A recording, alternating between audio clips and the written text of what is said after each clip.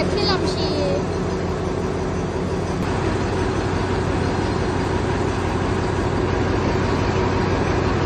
ยานหางปลาขึ้นแล้วครับเป็นสีเขียวในชานชาลาที่1สถานีรถไฟสุรินทร์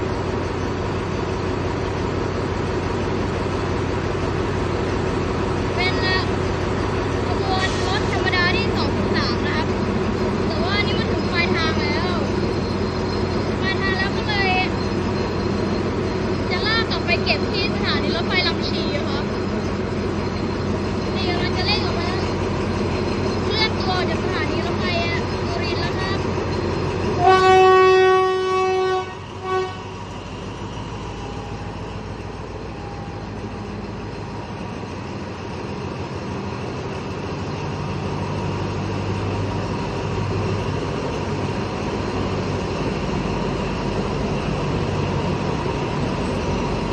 สถานีกรุงเทพถึงสถานีสุรินทร์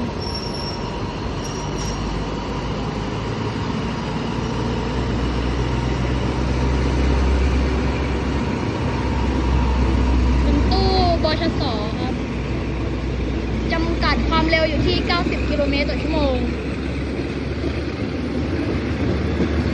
ลากไปเก็บลำชีแล้วครับท้ายด้วยบชส